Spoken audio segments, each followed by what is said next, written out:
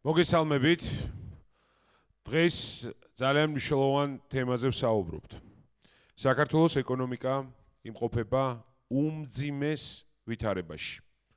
ლარის კურსი უფასურდება, სამუშაო ადგილები 200,000-ით დავკარგეთ, მცირე და საშუალო ბიზნესი გაკოტრებულია, კორონავირუსის ინფიცირებულის რაოდენობა ყოველდღიურად იზრდება და ეს არის ნათელი მაგალითი იმ სამწუხაროდ უნდა ვუწოდოთ ესე ჩაფლავებული ეკონომიკური გეგმის თუ ვითომ ეგრეთ წოდებული ანტიკრიზისული გეგმის, რომელიც ბატონმა კახარიამ ჩაფლავებულმა პრემიერ-მინისტრმა შემოგთავაზა და რომელზეც ძალიან მაგრად იქებდნენ თავს.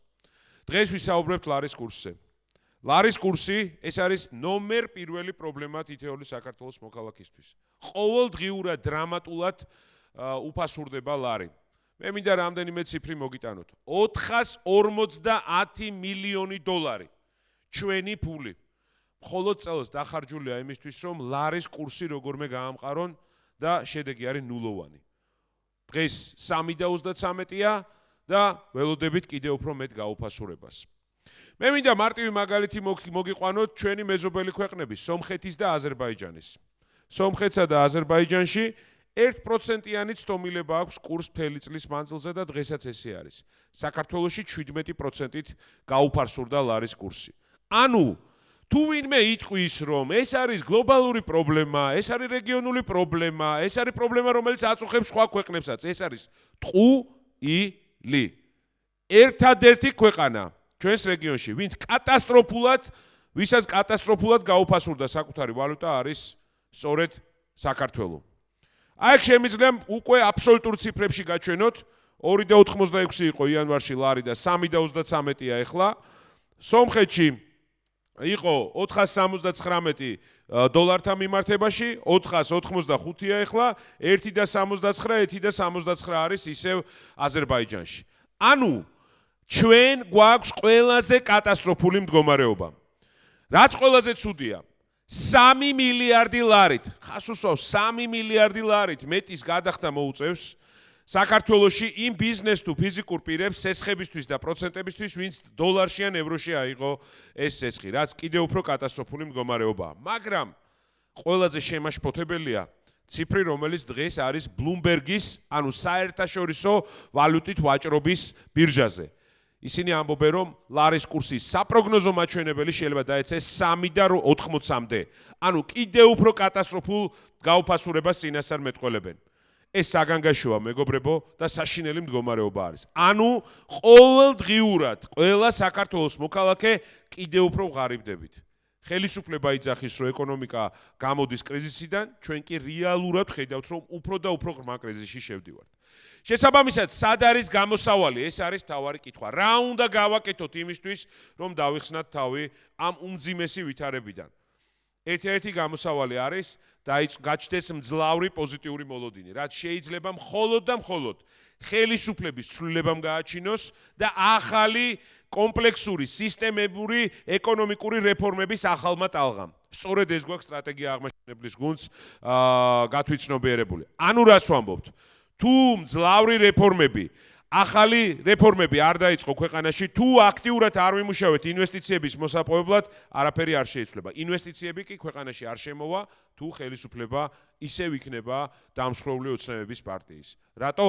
იმიტომ რომ ნდობა აქვს ნულოვანი, იმიტომ რომ არანაირი გეგმა და სტრატეგია არ გააჩნიათ, მოქმედებენ სპონტანურად, არანაირი სტრატეგიული მიმართულება არ აქვთ იმისთვის, რომ რაიმე მუშაობა იყოს გაკეთებული და ზრუნავენ მხოლოდ და მხოლოდ საკუთარ ჯიბეზე. 3 პუნქტი, ეს არის სწრაფი კომპლექსური და სისტემური ეკონომიკური ცვლილებები, ხელისუფლების ცვლილება, აუცილებელია სხვა შემთხვევაში ნდობა არანაირი პოზიტიური განრიგი არ დაიწყება და მესამე ძალიან მნიშვნელოვანი ასევე ინიციატივა გვაქვს, რომ ჩვენ უნდა გადავიდეთ მულტისავალუტო სისტემაზე. ანუ რას ვამბობთ, რომ დოლარი და ევრო გაუშვათ მიმოქცევაში, რაც ფაქტობრივად სიმყარეს მისცემს ეკონომიკას. ხელფასებიც და გადასაგადახდო საშუალება შეიძლება იყოს დოლარი და ევრო. ეს არის ერთ-ერთი გამოსავალი, ჩემო კარგებო.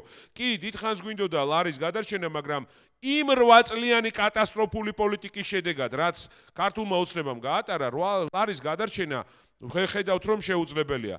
ერთადერთი რასაც შეუძლია შეცვალოს ეს და თუ არის ხელისუფლების ცვლილება, ანუ რატო? ნებისმიერი ეკონომიკაში ლარის კურსი, ნებისმიერი ვალუტის კურსი არის მოლოდინებზე დამყარებული. თუ არის ნეგატიური მოლოდინი, თუ ხალხი ფიქრობს, რომ ხვალინდელი დღე უფრო ცუდი იქნება, რა თქმა უნდა ის იწყებს ვალუტაში ან უცხოურ ვალუტაში ფულის დაგროვებას, ხო? ფულის დაგროვებას როცა იწყებს, შესაბამისად უფასურდება ლარიც. არა? იმიტომ რომ მე არ ვხარჯავ, მე შინია, ინვესტიციას არ ვდებ, ბიზნეს არ ვავითარებ, იმიტომ რომ არ ვიცი ხვალ რა იქნება. აქედან გამომდინარე, ერთ-ერთი გზა არის შევქმნათ მძლავრი პოზიტიური მოლოდინი და ეს შეუძლია მხოლოდ და მხოლოდ ხელისუფლების სრულებას გამოიწვიოს და ახალი თაობის რეფორმების გატარებას. ჩვენ ხო ხედავთ, რომ ქართული ოცნება და ამსროლი ოცნების პარტია წარმოუდგენელია, რომ მათ რამე რეფორმა გააკეთონ. არაფერი გაუკეთებიათ 8 წლის მანძილზე. კორონავირუსის პერიოდში ერთ-ერთი რაც გააკეთეს, ისევ საკუთარ ბიზნესებს დაეხმარნენ. ხალხს არაფერი არ მიუღია, ქართულ მცირე და საშუალო ბიზნესს არაფერი არ მიუღია და შესაბამისად შედეგად ვიღებთ გაუფასურებულ ლარს. ამიტომ კიდე ერთხელ ვამბობ, რომ გზა გამოსავალი იმისთვის, რომ ჩვენ ეკონომიკაც გადავარჩინოთ და ლარის კურსი გადავარჩინოთ, არის ხელისუფლების სრულება. სხვა გამოსავალი არ არის. და თუ ხელისუფლება შენერჩუნდა, ამასაც პირდაპირ ვამბობ, რომ იანვრისთვის 4-საც გადააჭარბებს ლარის კურსი. შეიძლება უფრო მეტიც იყოს. იმიტომ რომ არანაირი სიმპტომი არ არსებობს პოზიტიური, რომელიც შეიძლება წამოვიდეს ქართული ოცნების მხრიდან. არანაირი ხელისუფლების მხრიდან არანაირი სიმპტომი არ არის, რომელიც შეიძლება წამოვიდეს. კიდე ერთხელ მინდა აი ამ სლაიდზე გავამახვილოთ ყურადღება და კითხვა დავსვათ. რატო ხდება ესე, რომ სომხეთში და აზერბაიჯანში 1%-იანი არის ეს ცდომილება, ეს ჩვეულებრივი ბუნებრივი ეს კურსის გაუფასურებას არ არის 1%, ეს არის ბუნებრივი მომენტი, რომ 1%-ში მერყეობს კურსი, ხო? და რატო არის ჩვენთან 17%-იანი გაუფასურება? რატო? კითხვა დავსვათ, რატო? იმიტომ, რომ ხელისუფლებაში გვყავს ზალა, რომელიც ერთ-ერთი რაც აკეთებს, ფულს აკეთებს ბევრს და მეორე საერთოდ არ ფიქრობს არანაირ ეკონომიკურ ცვლილებებზე, არც ინვესტიციებზე არ ფიქრობს. მე კითხოსო, ნუ თუ არ ბევრმა ადამიანს შეიძლება არ ეგონა, რომ აი რო იყოს საუბარო ინვესტიციები შეჩერდა, ინვესტიციები აღარ შემოდის ქვეყანაში. ძალიან ბევრი ფიქრობდა, რომ ნუ არ ვიცი რაღაცა მოხდება, რაღაცა მე არ შემეხება. ყველა შეგვეხო, იმიტომ რომ არ შემოვიდა ინვესტიციები, არ განვითარდა ბიზნესი და არაფერი არ წავიდა წინ. აქედან გამომდინარეა, რომ ყველაზე მეტი დარტყმა მივიღეთ ჩვენ საქართველოს მთელს რეგიონში. ყველაზე მეტად უფასურდება ჩვენი ეროვნული ვალუტის კურსი, ლარის კურსი. და ეს არის რეალობა. კიდევ ერთხელ ვამბობ, ცვლილების ერთ-ერთი გზა და საშუალება არის ხელისუფლების ცვლილება. ეს გვაქვს ჩვენ სტრატეგია აღმაშენებლის გუნდს, სწორედ ის ახალი თაობის რეფორმები შემუშავებული, რომელიც მოიტანს მეტგანვითარებას, მოიტანს მეციკეთეს და მოიტანს ლარის გამყარებასაც, შექმნის სამუშაო ადგილებს, დაგვიბრუნებს დაკარგულ 200,000 სამუშაო ადგილს, დაეხმარება მცირე და საშუალო ბიზნესს და მე შეგახსენებთ. სულ რაღაც 2 დღის წინ ჩვენ 6 თვიანი მოკლევადიანი ანტიკრიზისული გეგმაც გამოვაქვეყნეთ, ეკონომიკის გადარჩენის გეგმა, ხო? რაც გულისხმობს შემდეგს, რომ დღეს ნომერ პირველი პრობლემა ყველას აქვს სესხები. აქედან გამომდინარე ვამბობთ, რომ დაუყოვნებლივ ერთი რომ უნდა შეჩერდეს, პირველი უნდა შეჩერდეს დაუყოვნებლივ სესხის გადახდის, ასე ვთქვათ, უпроსორად ქონების საახსრულებო ვალდებულებები უნდა შეჩერდეს, რაც გულისხმობს, რომ ქონების გადაფორმება ბანკზე არ უნდა იყოს და აგერ ხონიდან გვწერს ხალხი, რომ 204 ოჯახმა უკვე დაკარგა სახლი და ეს მასიურად ხდება უკვე ქონებების გადაფორმება მიკროსაფინანსოების ბანკების მხრიდან, იმიტომ რომ ხალხი გადახდა უნაროა, სამსახური დაკარგა, შემოსავალი დაკარგა, არაფერი არ აქვს. მეორე ძალიან მნიშვნელოვანი, რომ ნასესხები 5 მილიარდი ლარიდან აი ამ სისულელეში კი უნდა მოხმარდეს ეხლა რასაც აკეთებენ ისინი, რომ თავის კომპანიებს აფინანსებენ. 500 მილიონი უნდა გამოიყოს და სესხის პროცენტის სუბსიდირება უნდა მოხდეს შემდგომი 6 თვის მანძილზე ყველა მცირე და საშუალო ბიზნესისთვის, ყველა ფიზიკური პირისთვის, ვისაც აქვს სესხი აღებული. და მესამე, პენსიონერების სესხის პროცენტი აუცილებლად უნდა ჩამოიწეროს რაც შეიძლება სწრაფად. ეს არის ის მექანიზმი, რომელიც მეტ ფინანსურ რესურსს მისცემს ხალხს, ნაკლები პანიკა იქნება ზოგადად საზოგადოებაში, ნაკლები წნეხი ექნება თითოეულ ოჯახს, ხალხი არ დაკარგავს საცხოვრებელს და მე ერთი რამ მინდა უთხრა, იგივე ბატონ, ასე ვთქვათ, ჩაფლავებულ პრემიერ-მინისტრს, მინდა ერთი რაღაც უთხრა, რომ კითხვას ვსვამ ძალიან მარტივს. ამ ასობით და ათასობით ოჯახს, რომელსაც ეხლა ბანკები გამოყრიან საკუთარი სახლებიდან. ამათ მიხედვა არ უნდა? ვინ უპატრონებს ამ ხალხს? სად იცხოვრებს ეს ხალხი? თუ ყველა სოციალურად დაუცველებში უნდა გადავიყვანოთ და შემდეგ უკვე ბინით უზრუნველყოფაზე უნდა იწვალონ ამ ხალხმა, მიქირავეთ სახლი, ერთი თვის ქირა გადამიხადეთ და მათხოვრად ხო არ უნდა ვაქციოთ ხალხი? როგორ შეიძლება რომ კაბინეტებში ხართ გამოკეტილი, საერთოდ არ გაინტერესებთ რა მდგომარეობაშია ხალხი, რა მდგომარეობაშია ეკონომიკა, რა მდგომარეობაში არის ზოგადად მცირე და საშუალო ბიზნესი და ფულს ამ უმძიმეს ვითარებაშიც კი საკუთარ კომპანიებს აძლევთ. 45 მილიონი. ჯერ კიდევ აპრილში გადაურიცხეთ კომპანიებს, რომლებმაც ეს ფული გადმოგირიცხეს თქვენ საარჩევნო ბიუჯეტში. ესეც არ იკმარეთ. სესხის სუბსიდირების პროგრამა გაუშვით სასტუმროს მეპატრონეებისთვის და აქაც მხოლოდ და მხოლოდ იმ კომპანიებს 4500-მა კომპანიამ მოგმართათ და 400 უარი უთხარით, 500 დაუკმაყოფილეთ. ამ 500-ში ძირითადად არის კომპანიები, რომლებიც თქვენი შემომწირველები არიან. ანუ რა ხდება? იმას, ვისაც უჭირს არაფერი, მას ვისაც ულხინს ყველაფერი. აი ეს არის ჩვეულებრივად მათი სტრატეგია. და ამ უმძიმეს ვითარებაში წარმოიდგინეთ საერთაშორისო სკანდალში მოხვდით იმიტომ, რომ ასეთი კორუფციული სქემა არც ერთ ქვეყანაში არ გაუბედავს არავის რა, ყველაზე ასე ვთქვათ განუვითარებელ ქვეყნებშიც კი. ამათმა იკადრეს და ეს გააკეთეს.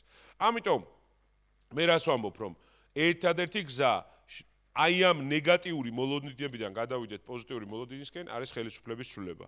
ახალი რეფორმების გატარება, ძლავრად მუშაობა ინვესტიციების შემოყვანაზე, საგადასახადო რეჟიმებზე, უამრავი რეფორმა გვაქვს ჩვენ სტრატეგია აღმაშენებლის გუნდს კომპლექსურად შემუშავებული, მაგრამ ძალიან მნიშვნელოვანია, რომ რაც შეიძლება სწრაფად დაიწყოს ეს ყველაფერი. წინააღმდეგ შემთხვევაში კიდევ უფრო მეტი კოლაფსი გველოდება.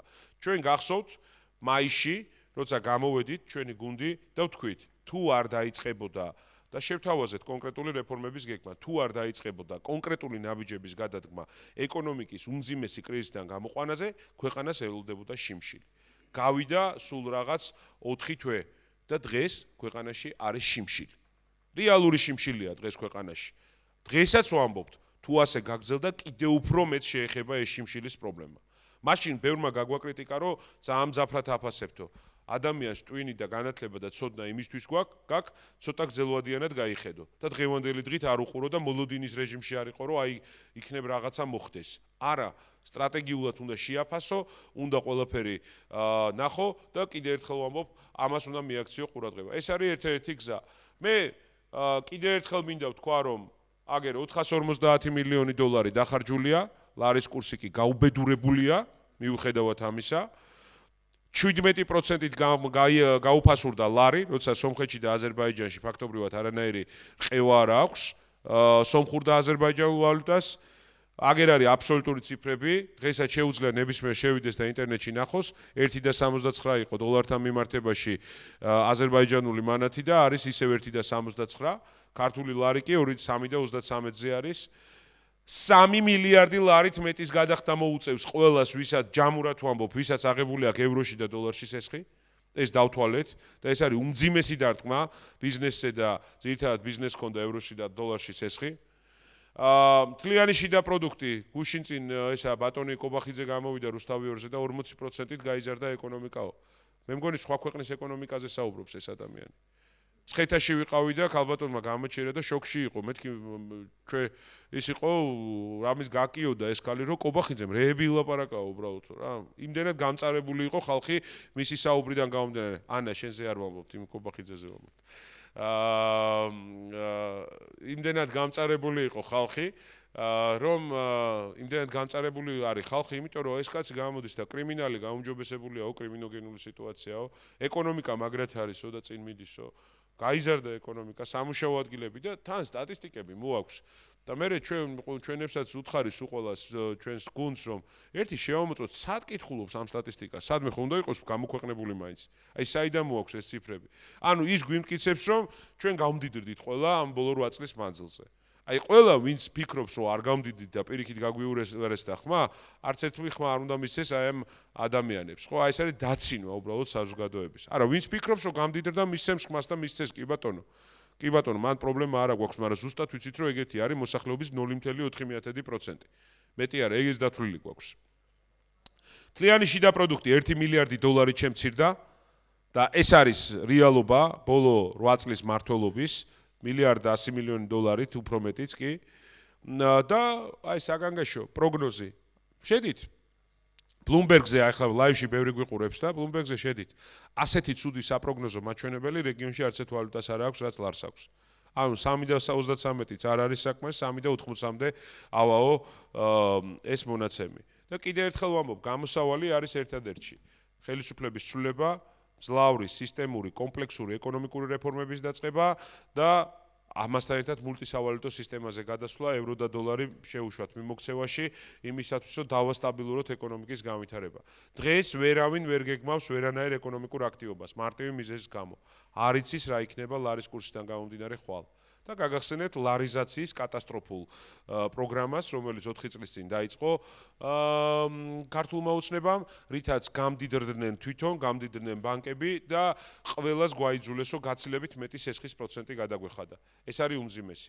ამიტომ კიდევ ერთხელ ვამბობ, რომ პოლიტიკის შინაარსი უნდა იყოს სწორედ ხალხის საქმეზე ზრუნვა, ხალხის ფიქრი და აქედან გამომდინარეა სწორედ ეს ჩვენი პროგრამები. ჩვენ 2 დღის წინ წარმოგიდგინეთ 6 თვიანი ეკონომიკის გადარჩენის გეგმა, ეს არის მოკლევადიანი გეგმა, რასაც გავაკეთებთ, როგორც კი გავემარჯვებთ არჩევნებში, თუ ამის გაკეთება არ დაიწყო დღევანდელმა მთავრობამ, დღეს წარმოგიდგინეთ ლარის კურსის, ლარის გადარჩენის გეგმა.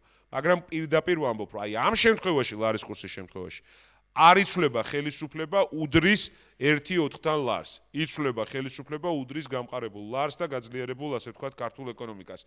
ეს არის ერთადერთი, რამაც შეიძლება პოზიტიური მოლოდინის შექმნას, რომ ლარის კურსი გაუმჯობესდეს.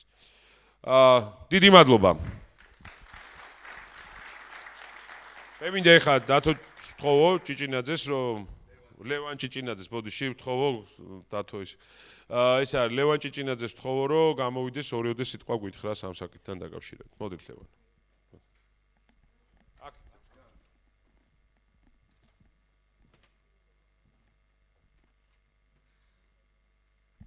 მადლობა. მე ვარ ლევან ჭიჭინაძე, დათო არა.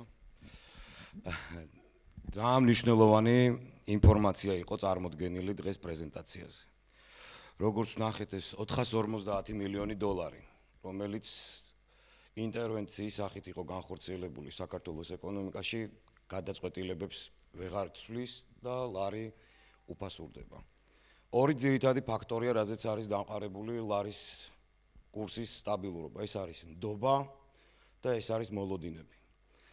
თუ დავაკვირდებით რა მოხდა უკანასკნელი პერიოდის განმავლობაში, როგორც კი ეს ფასადური სტაბილურობა კორონავირუსის მართვის ნაწილში ჩამოიშალა, უმალ გაჩნდა ის პრობლემები, რომელიც ჩვენ სახეზეა. ნდობა გაქრა მთლიანად. გახდა პირდაპირ შეიძლება ქაოტური მდგომარეობა. საზოგადოებას, ბიზნესს რაღაც პატარა ხელშასაჭიდი ჰქონდა ამ საკითხთან დაკავშირებით, ისიც გაქრა, იმიტომ რომ სალსახად გამოჩნდა, რომ ვერაფრის მართვას ვეღარ ახორციელებენ და შესაბამისად წავიდა ლარი დაბლა. რაც შეეხება მოლოდინებს. მოლოდინებიც არ არის. იმიტომ რომ დღეს ვისაც არ უნდა ვკითხოთ, მცირე საშუალო ბიზნესს, რა მოლოდინი გაქვს შენ? რას ელოდები, რა ცვლილებების შედეგი შეიძლება მიიღო აი უახლოეს პერიოდში? ვერავინ ვერ დაგისახელებთ რაიმე ფაქტორს, რის გამოც შეიძლება რომ გქონდეს პოზიტიური მოლოდინი. და ერთადერთი სწორი გადაწყვეტილება, წესით რაც უნდა მიღებული იქნას, ეს არის ცვლილება. ცვლილება ხელისუფლების. იმიტომ რომ ამის გარეშე დობის დაბრუნება შეუძლებელია, იმიტომ რომ არ არსებობს ნაბიჯები, რომელიც შეიძლება გადაიდგას, რომელიც მოიტანს სტაბილურობას. და დღეს აი ეს ინფორმაცია, ეს ანალიზი, რაც არის წარმოდგენილი და ეს სტრატეგია, რაც არის წარმოდგენილი, ეს არის სწორი ხედვა მომავლის. მომავლის ადამიანებს უნდა გაუჩნდეთ განცდა, რომ ცვლილებები მოიტანს შედეგს, ცვლილებები მოიტანს პოზიტიურ შედეგს, ცვლილებები მოიტანს სტაბილურობას. იმიტომ რომ ყველამ ნახა, რომ 8 წლის განმავლობაში არაფერი არ შეიცვალა. და ეხლა არის ერთადერთი გადაწყვეტილება, რაც უნდა მივიღოთ, იმიტომ რომ სხვა ეკონომიკური ინსტრუმენტების გამოყენება ვერ ცვლის ჩვენ ქვეყანაში ეკონომიკურ ვითარებას, ვერ ცვლის, არ იცვლება. 450 მილიონი ძალიან დიდი თანხაა იმისთვის, რომ ეკონომიკა დაასტაბილურო და ვერ ასტაბილურობ, იმიტომ რომ ორმა ფაქტორმა უკვე დაკარგა თავის შინაარსს. ეს არის ნდობა და ეს არის მოლოდინები. და ის სწორედ ეს არის ცვლილებების აუცილებლობის საკითხი, რომელიც უნდა გადაიჭრას უახლოეს პერიოდში, იმიტომ რომ ჩვენ კიდევ უფრო შეგვიმცირდება ეკონომიკა, კიდევ უფრო მეტად გავღარიბდებით. ამიტომ ხალხს, საზოგადოებას ზუსტად უნდა ესმოდეს, რომ ცვლილება უნდა განხორციელდეს. უნდა განხორციელდეს ცვლილება, უნდა დაეფუძნოს ცვლილება სტრატეგიების და კონკრეტული კონცეფციების ანალიზს და არა ზოგადად ვის როგორი სახე და იერი აქვს, არამედ ანალიზს, ვინ რას გთავაზობს, ვინ რითი შემოდის და ესეთი სტრატეგიები და ესეთი ანალიზი, რომელიც დღეს იყო წარმოდგენილი, არის ძირითადი мотиваტორი იმისთვის, რომ სწორი გადაწყვეტილებები მიიღოს საზოგადოებამ. მე ხა მინდა ერთადერთი ვთქვა, რომ ძალიან დიდი მადლობა გუნდს, რომელიც მუშაობს ამ საკითხზე. ეს არის ურთულესი საკითხი, რომ შენ სწორად დაანახო საზოგადოებას რა ინფორმაცია და რა მდგომარეობა აქვს ქვეყანაში და ის, რასაც ჩვენ გვთავაზობთ დღეს, ეს არის ერთადერთი სწორი გამოსავალი. ცვლილებების დროა და ნამდვილად ეს რაც ახლა ჩვენ ვნახეთ, ამის უტყუარ მტკიცებულებას წარმოადგენს. მე მინდა მადლობა გადაგიხადოთ კიდევ ერთხელ და უსურო სტრატეგია აღმაშენებელს წარმატება. მადლობა.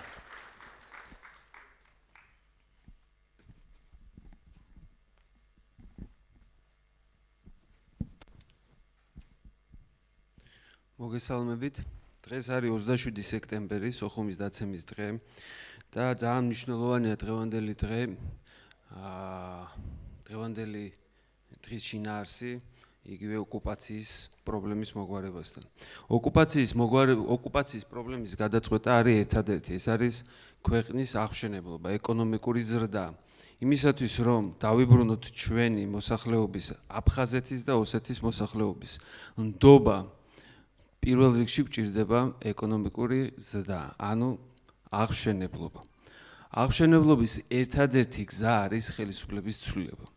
ბოლო 8 წლის განმავლობაში ქვეყანას, რომელიც არის უმდიდრესი თავისი რესურსებით, ტურიზმით და აქვს უზარმაზარი შესაძლებლობა გახდეს რეგიონში, ყველაზე ცოტა რეგიონში წარმატებული ქვეყანა, მინიმუმ ყველაზე ცოტა 5-6%-იანი ზრდა იყო ეკონომიკის, რაც აისახა კორონავირუსის შედეგად გამოწვეული კრიზისის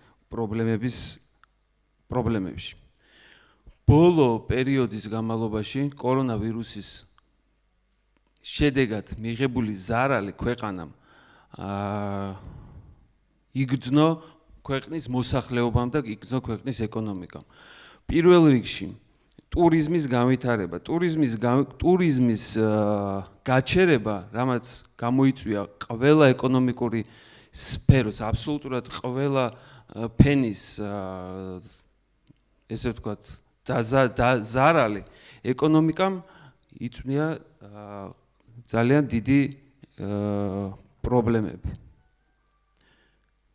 ჩვენი მიზანი არის პირველ რიგში ქვეყნის აღშენებლობა და ამ გზით კორონავირუსის პრობლემების მოგვარება უნდა დასრულდეს ჩვენი ხელისუფლების ჩაფლავებული ხელისუფლების არასწორი ქმედებები. სამი გზა, რომელიც ჩვენ უნდა გადავწყვიტოთ, ეს არის პირველ რიგში ეკონომიკის აღმავლობა, ეკონომიკის ზრდა, მეორე ხელისუფლების ცვლილება და მესამე ეს არის სავალუტო რეჟიმის შეცვლა, რაც გამოიწვევს ეკონომიკურ ზრდას. თავარი არის მოსახლეობამ იგრძნოს თავის თავზე იმ რეფორმების შედეგი, რომელიც გამოიყვანს ამ ხალხს კრიზისიდან.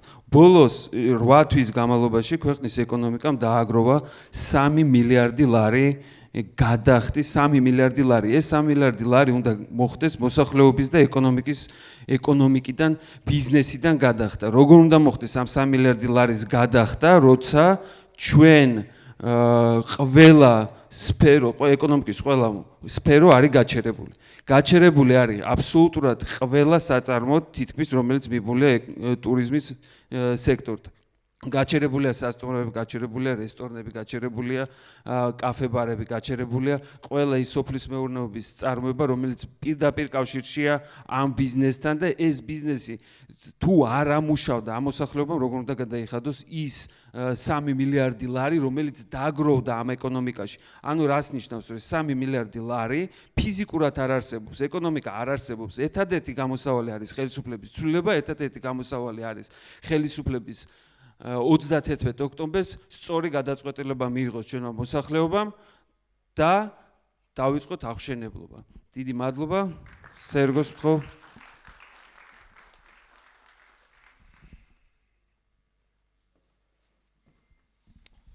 მადლობა, მოგესალმებით.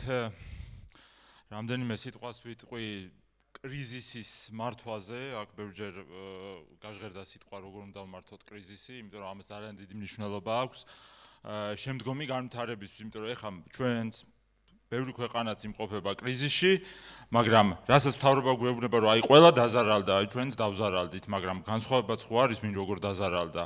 ჩვენ ვნახეთ იგივე ლარის კურსთან მიმართებაში ხო არის განსხვავება 1%-ით გაუფასურდება ვალუტა თუ 17%-ით ბოლო 6-7 თვის განმავლობაში, ხომ? ხო არის მნიშვნელობა შენი შიდა პროდუქტი თუ ეკონომიკა -16% შემცირდება თუ -1% შემცირდება. ამიტომ ძალიან დიდი მნიშვნელობა აქვს ზუსტად ამ კრიზისების მართვას, ზოგადად სიტუაციის მართვას.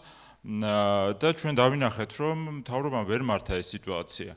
ის თავს იწონებდა კორონავირუსის დაბალი ციფრებით, თუმცა სხვა თავმოსაწონებელი სამწუხაროდ, იმიტომ რომ ეს ჩვენს გვეხება, ხო? ნამდვილად არ გვიხარია ვინმეს წარუმატებლობა ან მთავრობის, იმიტომ რომ ეს მთავრობის წარუმატებლობა ყველა ჩვენთაგანის წარუმატებლობაა.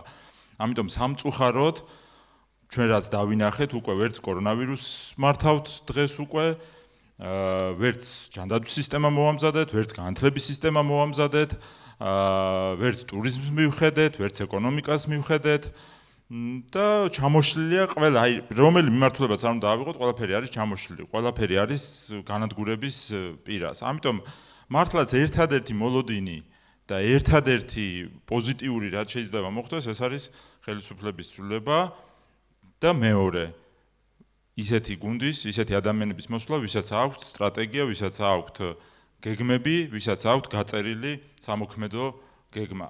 და ყოველგვარი თავდაბლობის გარეშე ვიტყვი, რომ ჩვენ სტრატეგია აღმაშენებლის გუნდს გვაქვს ეს სტრატეგია, ჩვენ არ დაგვიწყი ამაზე მუშაობა რაღაც 1 თვის წინ, 2 კვირის წინ, 3 კვირის წინ, ეხა უკვე ხდება 1 წელი, სხვათა შორის 1 ოქტომბერს, როდესაც ჩვენი პროექტი ჯერ კიდევ და არა პოლიტიკური პროექტი, არამედ ქვეყნის განვითარების პროექტი ჩაეშვა 1 ოქტომბერს ოფიციალურად ჩვენ მქონდა პირველი პრეზენტაცია, სადაც მაშინ წარმოვადგინეთ ზუსტად 1 წლის წინ ინდუსტრიის, საწარმოების განვითარების გეგმა, ამით დავიწყეთ და შემდეგ მივყევით უკვე ყველა სექტორს. თითქმის ყველა სექტორი მოვიცავით, ინდუსტრიით დაწყებული, სოფლის მეურნეობა, ჯანდაცვა, განათლება, სოციალური სფერო, IT ტექნოლოგიები და ასე შემდეგ. ყველა სფერო მოვიცავით ამ 1 წლის განმავლობაში, ჩვენ საზღვარგარეთელ ექსპერტებთან, ჩვენ ექსპერტებთან ერთად შევიმუშავეთ კონკრეტული გეგმა. სად რას იქმნება? მაგალითად, 9 ინდუსტრიული პარკი ზუსტად თავისი ლოკაციებით სად იქმნება, სად რა წარმოება იქნება, სად რამდენი ადამიანი დასაქმდება. იგივე აგროინდუსტრიულ პარკებთან მიმართებაში, იგივე 3 IT ქალაქთან მიმართებაში, ტექნოლოგიების განვითარებაზე, იგივე ბათუმი, ქუთაისი, რუსთავი. ზუსტად ვიცით და გვაქვს ხედვა რა უნდა გაკეთდეს განათლების მიმართულებით, რა უნდა გაკეთდეს ჯანდაცვის მიმართულებით, რა უნდა გაკეთდეს ქვეყნის უსაფრთხოებასთან მიმართებაში, როგორი უნდა იყოს საგარეო პოლიტიკა, როგორ მოვიზიდოთ ინვესტიციები და სხვა შორის ამაზე უკვე უბრალოდ გეგმა კი არა გვაქვს დაწერილი, კონკრეტული ნაბიჯებიც არის გადადგმული, იგივე ტექნოლოგიებთან მიმართებაში გიორგი ვაშაძე უკვე რამდენიმე თვეა აწარმოებს მოლაპარაკებებს აი იმ ტექნოლოგიურ კომპანიებთან, რომლებთანაც სხვადასხვა პროექტის ფარგლებში გვაქვს ძალიან მჭიდრო შეხება. და ასე შემდეგ. ერთი სიტყვით, ყველა მიმართულებით, ყველა დარგში გვაქვს კონკრეტული ხედვა და ზუსტად ასეთი ხედვა, ასეთი გეგმა, ასეთი გაწერილი სამოქმედო გეგმა არის საჭირო ქვეყნის გასავითარებლად, როდესაც ვამბობთ, რომ უნდა ჩავატაროთ სისტემური კომპლექსური რეფორმები, მოვიზიდოთ ინვესტიციები, შეიცვალოს ხელისუფლება, ხომ? და კიდევ ერთ ვიტყვი, რომ თავარი არის, რომ აი ასეთი კრიზისის პირობებშიც, ხო, შესაძლებელია დავინახოთ ქვეყნის განვითარება.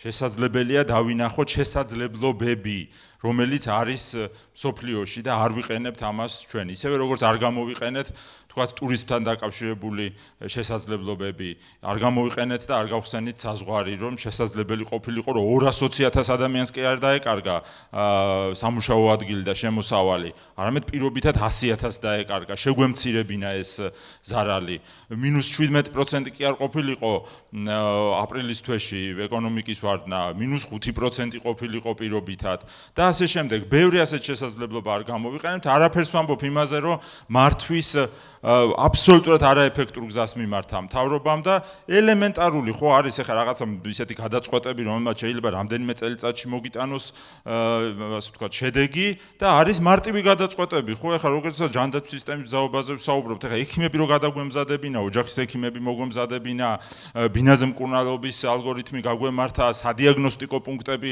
გაგვეშალა როგორც ეს მარტ-აპრილში ვამბობდით ჩვენ და ჩვენი გუნდი ხო შესაძლებელი იქნებოდა აი ბევრი იმ პრობლემის მოგვარება, რაც დღეს კიდევ გვაქვს და რაზეც ჯერ კიდევ მარტ-აპრილში ვსაუბრობდით.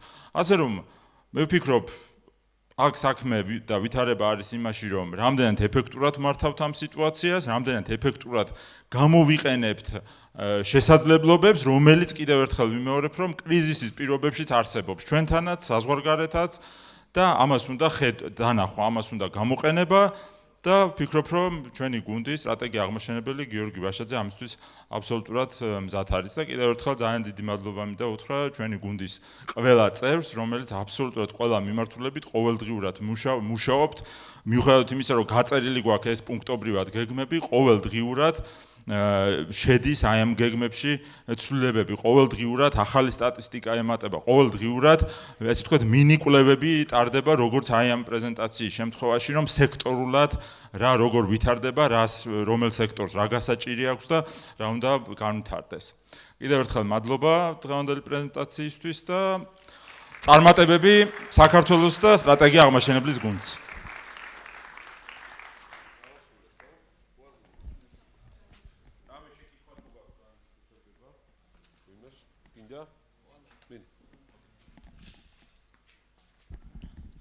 ანუ ადგილიდან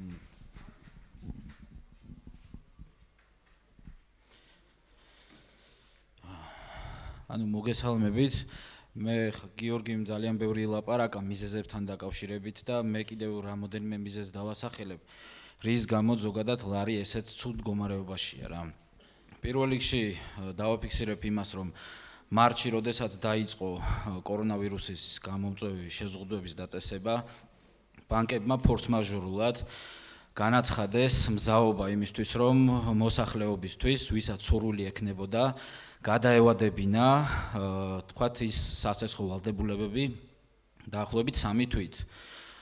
სინამდვილეში მოხდა ასეთი რაღაცა, ბანკებმა გარიგება დადეს ეროვნულ ბანკთან წინასწარ, გამომდინარე იქიდან, რომ თვითონ ის შეზღუდვები, რომლებსაც სახელმწიფო დააწესებდა, გამოიწვევდა ბანკებსა და კონკრეტულ მსესხებლებს ან კრედიტორებს შორის ვალდებულებების ჭრილში ფორს-მაჟორს, რაც ამ შემთხვევაში გაანთავისუფლებდა თვითონ კრედიტორებს ვალდებულებისგან და ბანკს უბრალოდ უფლება აღარ ექნებოდა მოეთხოვა იმ 3 თვის პერიოდში არანაირი ვალდებულების დაფარვა. ეროვნულმა ბანკმა მისცა ამის შესაძლებლობა, წინასწარ დაანონსეს ბანკებმა იმაზე მზაობა, რომ ისინი გადაავადებდნენ სინამდვილეში მოატყუეს თავისი კრედიტორები და უბრალოდ კი არ გადაუვადეს ის ვალდებულება, არამედ ირიბად აჯარიმებდნენ ყოველდღიურად ამ მოსახლეობას და ჩვენ დავინახეთ შემდეგ, რომ თვითონ მოსახლეობამ დააინახა თავის სასესხო ვალდებულებებში, როგორ გაეზარდათ ის ვალი. მეორე ფაქტორი, რაც აგრეთვე ძალიან მნიშვნელოვანი არის ის, რომ ხელოვნურად სახელმწიფო ცდილობს კონკრეტული ბიზნესების შეჩერებას, აქ ძალიან ბევრი ბიზნესია, გინდათ სასტუმროს ბიზნესი, ტურიზმის ბიზნესი, კონკრეტულად სხვადასხვა სარესტორნე და აგრეთვე ვთქვათ, იგივე აზარტული თამაშების ბიზნესი, რატომ აკეთებს ამას? იმ ბიზნესების გაჩერებით აი ამ აქტივის ღირებულება მცირდება და ბიძინა ივანიშვილი, როგორც თავისი დამსხვრეული ოცნებების პარტია, ცდილობს ამ ბიზნესების ძალიან იაფად ხელში ჩაგდებას. და მოხდება რა? ჩვენ ძალიან მარტივად დავინახავთ, როგორ უცბად დაიკლებს ლარის კურსი ვითომ. შემდეგ ისევ ავარდება რამოდენიმე პუნქტით და ესე თამაშობენ. ერთის მხრივ ეროვნული ბანკი ცდილობს ამით და კონკრეტული ბიზნეს, ვთქვათ, ბანკები ცდილობენ ამით ძალიან დიდი ფულის შოვნას, იმიტომ რომ ვალუტის კურსის ცვლილების დროს ძალიან ადვილია ბანკის მიერ დიდი ფულის შოვნა კურსთა შორის ცვლილებაზე და მეორე ის აქტივები, რომლებიც ამ ბანკების ხელში ჩავარდება. კიდაც ის სასტუმროები, კიდაც ის რესტორნები, კიდაც ის კომპანიები, რომლებსაც კრედიტი აიღეს თავის დროზე ბანკისგან და ვეღარ ფარავენ ამ ვალდებულებას, ეს აღმოჩნდება კონკრეტულად ერთი გუნდის ხელში. ძალიან მალე დავინახავთ, რომ ბიზნესა ივანიშვილი თითქმის მთლიან საქართველოს ბიზნესის 80%-ს ფლობს და როგორც თავის საჩხერეს, ისე მოუვლის. ამ გუნდსაც ეს მიზანი აქვს რა და ჩვენ უნდა დავასრულოთ ეს ყველაფერი 31 ოქტომბერს უნდა მოხდეს ხელისუფლების აუცილებელი ცვლილება, რომ ის ინვესტიციები, რომლებსაც უნდა საქართველოში შემოსვლა და უბრალოდ აქ არასტაბილურ გარემოს ხედავენ და ამიტომაც არ შემოაქვთ ის ფული, უნდა შევასრულოთ ის ჩვენი პირადი კონკრეტული პიროვნებების ვალდებულება, რომ ჩვენ გვეყო 8 წლის განმავლობაში ამდენ ტყუილში, ამდენ ფარსში ცხოვრება და უნდა შევცვალოთ და უნდა მივცეთ შესაძლებლობა ახალ გუნდს, რომ თავისი რეფორმების საფუძველზე ეს ქვეყანა გადაარჩინოს. თუ ამას არ ვიზავთ, მაშინ ჩვენი ბრალი იქნება ეს ყველაფერი და არა იმ ყოველ ადამიანის ბრალი, რომელმაც ეს ყველაფერი შემოგთავაზა და გითხრა, რომ მე მაქვს იმის შესაძლებლობა, რომ გადაგარჩინო. ჩვენ თუ არ მივცეთ ამის შესაძლებლობას, ჩვენ ისევ ჭაობში ვიქნებით და უარეს ჭაობში ვიქნებით, როგორც ეხლა ვართ. მადლობა დიდი. მოკლედ, დიდი მადლობა მეგობრებო ყველას და ვფიქრობ, რომ მართლა გამოსავალი ერთ-ერთი არის ხელისუფლების სწრაფი დემოკრატიული ცვლილება და აღშენებლობის გეგმის სტრატეგიის მოქმედებაში მოყვანა. დიდი მადლობა ყველას.